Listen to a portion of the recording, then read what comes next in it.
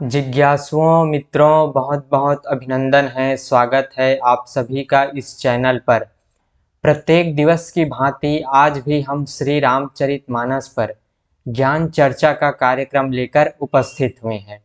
और आज जो हमारी चर्चा का विषय है वह है राजा जनक की प्रतिज्ञा और राजा जनक के द्वारा धनुष यज्ञ का आयोजन करना, स्वयंवर का आयोजन करना। तो जैसा कि हमने पिछले के व्याख्यानों में श्रवण किया है कि प्रभु श्री रामचंद्र जी जनकपुर में प्रवेश कर चुके हैं। अपने गुरु विश्वामित्र जी के साथ जनकपुर में उनका आगमन हो चुका है और वे जनकपुर का भ्रमण करते हैं, जनकपुर की सुंदरता को निहारते हैं। अपने छोटे भाई लक्ष्मण जी के साथ जनकपुर को वो जो है भ्रमण करते हैं और साथ में राजा जनक के उस धनुष यज्ञशाला में भी वो जाते हैं और वहाँ भी वे जाकर राजा जनक की उस धनुष यज्ञशाला को देखते हैं। तो हमने ये पिछले के व्याख्यानों में श्रवण किया है। अब आइए हम आगे के इस व्याख्यान में ये श्रवण करते हैं कि राजा जनक किस प्रकार से प्रण लेता है और उसका प्रण क्या है, क्या शर्तें हैं, किस तरह उसने धनुष यज्ञ का आयोजन किया, उसने क्या शर्त रखी, स्वयंवर का आयोजन किया। अपनी पुत्री माता सीता का विवाह करने के लिए राजा जनक एक स्वयंवर का आयोजन करते हैं, एक धनुष यज्ञ का आयोजन करते हैं जिसमें वो प्रतिज्ञा लेते हैं। उनकी कुछ शर्तें होती है, प्रतिज्ञा होती है। तो क्या उनकी प्रतिज्ञा क्या है, क्या उनकी शर्तें हैं, आइए हम जो है इस चौपाई के माध्यम से इस व्याख्यान में श्रवण करते हैं। गुरजन लाल समाज बड़ देख सिय सकुचानी, लाग बिलोकन सखीन तन रघुबीर ही उर आनी। माता सीता जी जो है उस यज्ञशाला में प्रवेश करती है। प्रभु श्री रामचंद्र जी, लक्ष्मण जी और ऋषि विश्वामित्र जी राजा जनक के उस धनुष यज्ञशाला में प्रवेश कर चुके हैं और तरह तरह के अनेक प्रकार के शूरवीर, अनेक प्रकार के योद्धा और विद्वान राजा जो है राजा जनक के इस धनुष यज्ञशाला में आए हुए हैं और अपना अपना स्थान ग्रहण करके वहां पर विराजमान है। तो प्रभु श्री रामचंद्र जी और लक्ष्मण जी अपने गुरु विश्वामित्र जी के साथ वे भी वहां पर विराजमान होते हैं, उस यज्ञशाला में प्रवेश करते हैं।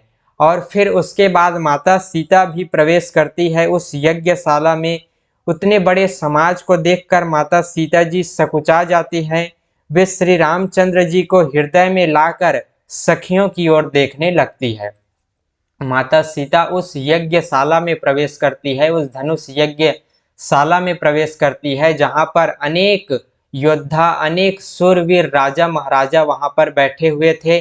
साथ में प्रभु श्री रामचंद्र जी और लक्ष्मण जी भी अपने गुरु विश्वामित्र जी के साथ वहां पर विराजमान थे। तो फिर माता सीता अपनी सखियों के साथ वहां प्रवेश करती है और उतने बड़े समाज को देखकर वो संकोच में पड़ जाती है, सकुचा जाती है।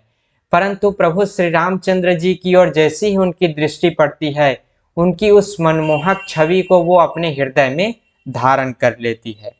राम रूप अरुषिय छवि देखे, नर नारिन परिहरि निमेषे, सोच ही सकल कहत सकुचाही, विधिसन विनय कर ही मन माही।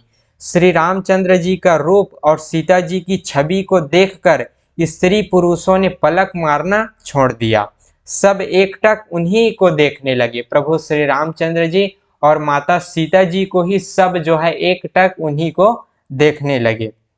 सभी अपने मन में सोचते हैं पर कहते सकुचाते हैं।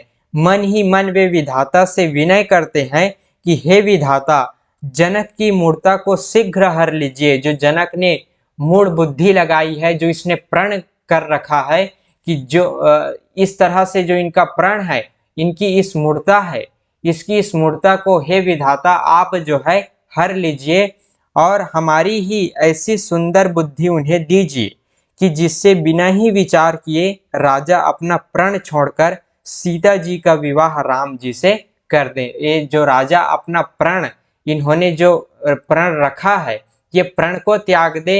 इस तरह तरह के जो आयोजन इन्होंने किया है अपनी पुत्री के विवाह के लिए, इन सब का त्याग करके वे ऐसी विचार करें कि जो है इनका विवाह प्रभु श्री रामचंद्र जी से ही हो, इनकी पुत्री का विवाह, सीता जी का विवाह प्रभु श्री रामचंद्र जी से ही हो, क्योंकि माता सीता के लिए प्रभु श्री रामचंद्र जी के जैसा वर कहीं इस कोई दुनिया में नहीं है।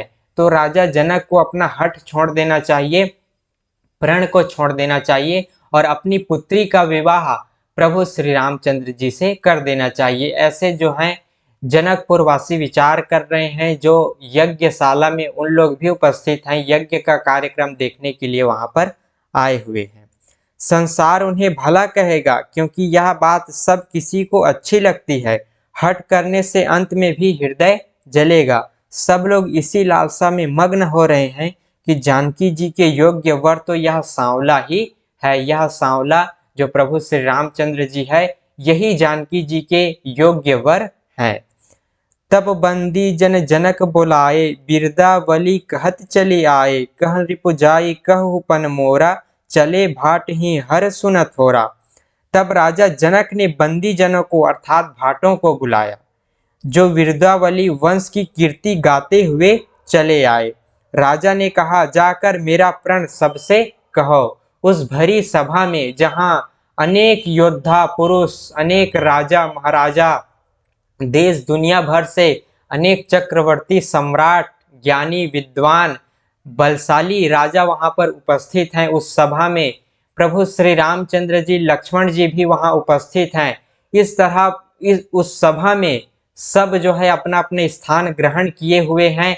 और तब फिर राजा जनक अपने दरबार के भाटों को बुलाते हैं और कहते हैं कि जाकर इस दरबार में मेरा प्रण सुनाओ, क्या मैंने प्रण लिया है, क्या मैंने प्रतिज्ञा की है, मेरी जो शर्तें हैं वो इस यज्ञशाला में सभी को सुनाओ। इस तरह राजा जनक अपने भाटों को आदेश देते हैं।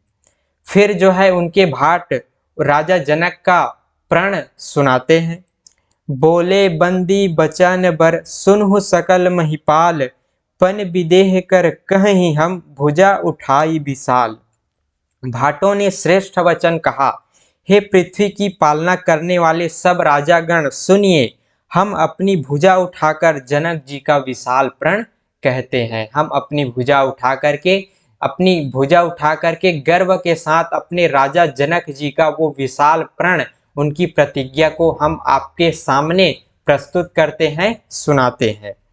नृप भुज बलु विधु, शिव धनि राहु, गरुव कठोर विदित सब काहू, रावण बानु महाभट भारे, देख सरासन गवहि सिधारे। राजाओं की भुजाओं का बल चंद्रमा है, शिव जी का धनुष राहु है, वह भारी है, कठोर है, यह सबको विदित है। बड़े भारी योद्धा रावण और बाणासुर भी इस धनुष को देखकर चुपके चुपके चलते बने, उससे उठाना तो दूर रहा, छूने तक की हिम्मत नहीं हुई। सोई पुरारी को दंडु कठोरा, राज समाज आज जोई तोरा, त्रिभुवन जय समेत बै देही, बिनहि विचार बरई हठिते ही। उसी शिव जी के कठोर धनुष को आज इस समाज में जो भी तोड़ेगा, अर्थात वो शिव जी का धनुष है, जिस धनुष को बलशाली रावण भी नहीं उठा सका, वह शिव जी का धनुष जो अत्यंत ही महिमा मंडित है, अत्यंत ही उसका जो है विशाल है, शिव जी का धनुष जिसमें भगवान शिव जी की विशेष शक्ति और कृपा है, उस शिव जी के धनुष को आज इस समाज में जो भी तोड़ेगा, उस शिव जी के इस धनुष को आज इस समाज में जो भी तोड़ेगा, तीनों लोकों की विजय के साथ ही उसको जानकी जी की बिना किसी विचार के हठ पूर्वक वरण करेगी। तीनों लोकों की विजय के साथ ही उसको जानकी जी जो है बिना किसी विचार के हठ पूर्वक वरण करेगी। जो भी इस यज्ञशाला में आज इस धनुष को तोड़ेगा, जानकी जी उसी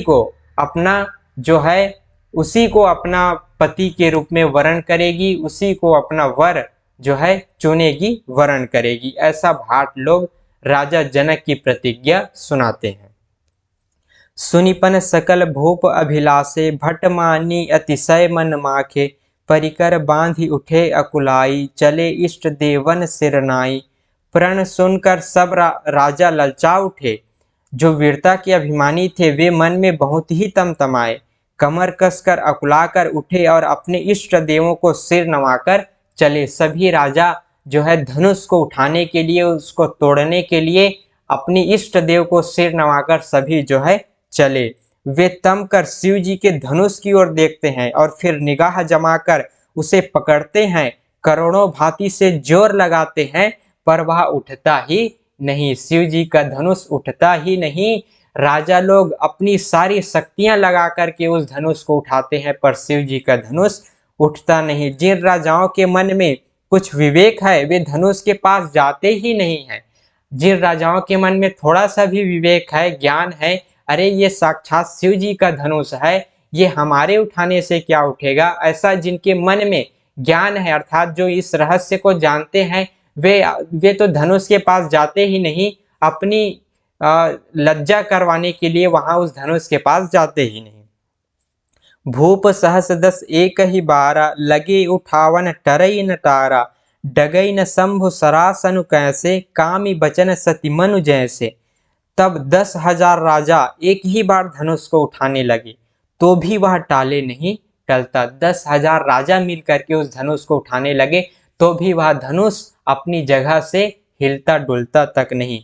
जैसे एक सती नारी किसी कामी पुरुष के वचनों से नहीं डिगती, किसी कामी पुरुष के वचनों में आकर अपनी मान मर्यादा से नहीं डिगती, नहीं विचलित होती, वैसे ही आज धनुष इस यज्ञशाला में उन राजाओं के उठाने पर भी अपनी जगह से हिलता डुलता नहीं है।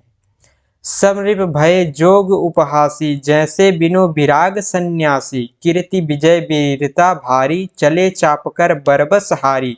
सब राजा उपहास के योग्य हो गए अर्थात सबकी हंसी होने लगी वहां पे, ऐसा उनका जो है उपहास के योग्य हो गए। जैसे वैराग्य के बिना सन्यासी उपहास के योग्य हो जाता है, कीर्ति विजय बड़ी वीरता इन सबको वे धनुष के हाथों बरबस हार कर चले गए। सब अपनी कीर्ति, अपना जो वीरता है, अपनी विजय गाथा है, सब इस यज्ञशाला में हार करके उस धनुष के माध्यम से इस यज्ञशाला में अपनी विजय कीर्ति को हार करके पराजित होकर के सब राजा जो है चले गए। राजा लोग हृदय से हार कर श्रीहीन हो गए और अपने अपने समाज में जा बैठे, अपने अपने स्थान पर जाकर के बैठे कि हमसे ये धनुष नहीं उड़ता। ऐसे सभी राजा पराजित होकर लज्जा के मारे अपने अपने स्थान पर जाकर के बैठ गए।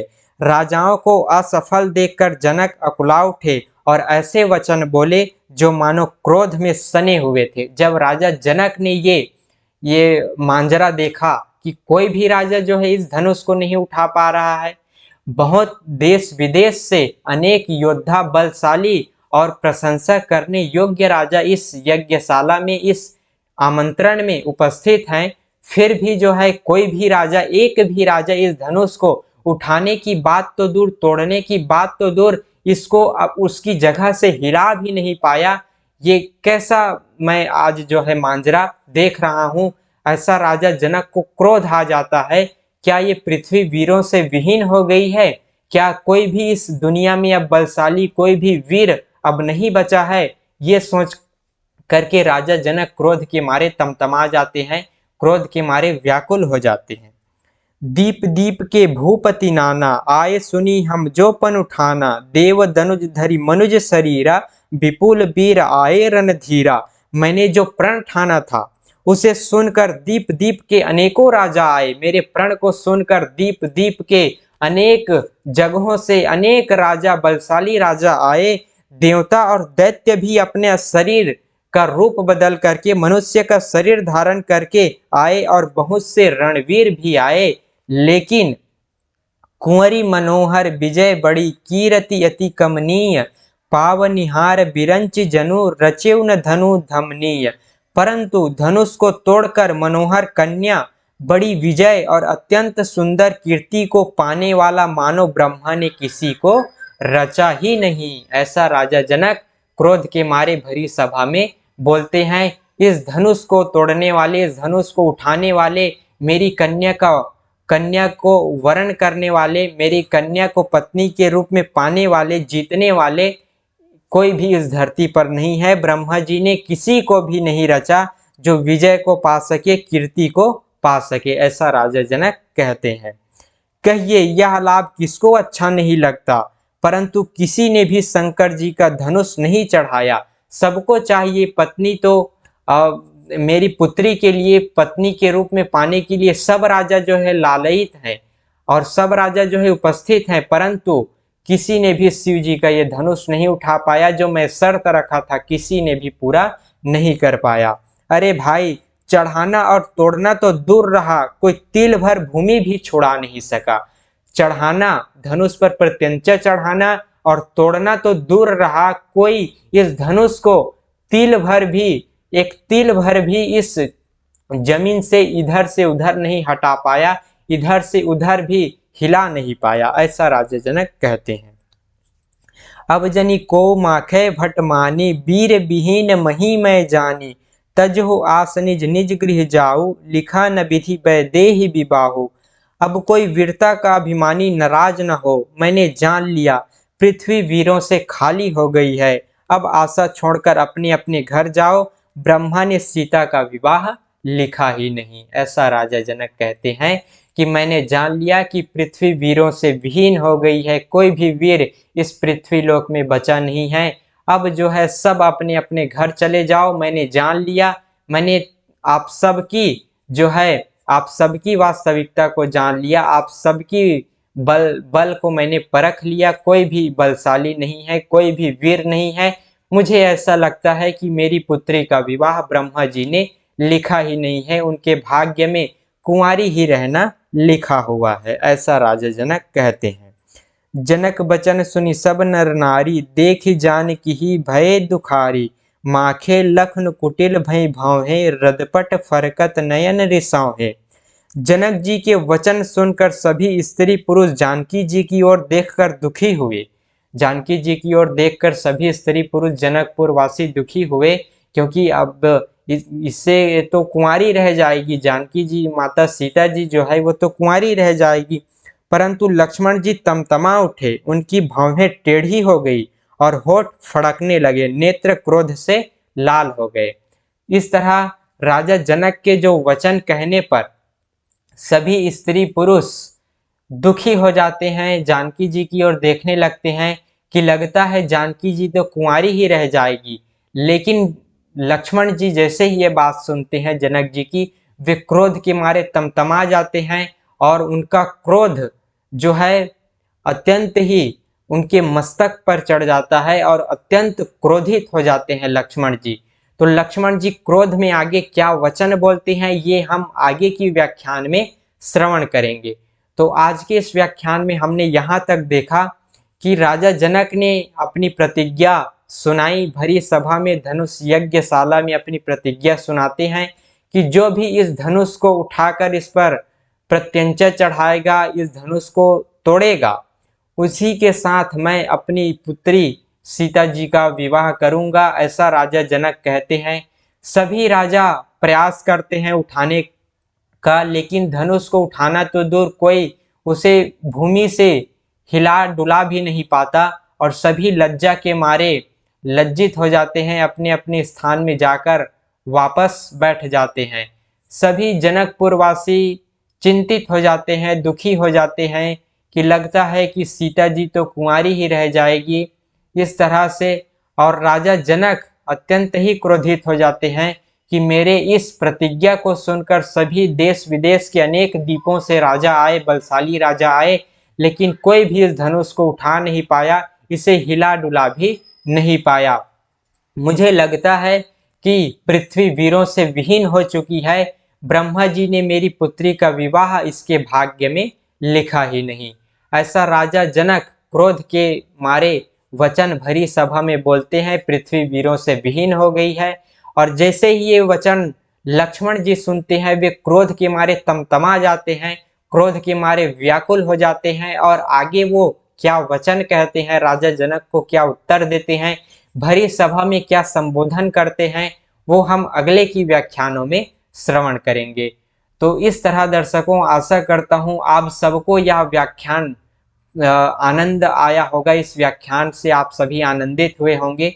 तो आज की इस व्याख्यान को, इस ज्ञान चर्चा के कार्यक्रम को हम यहीं पर विराम देते हैं। पुनः मिलेंगे अगले दिन आगे की चर्चा का कार्यक्रम लेकर। बहुत बहुत आभार आप सभी का। ओम तत्सत।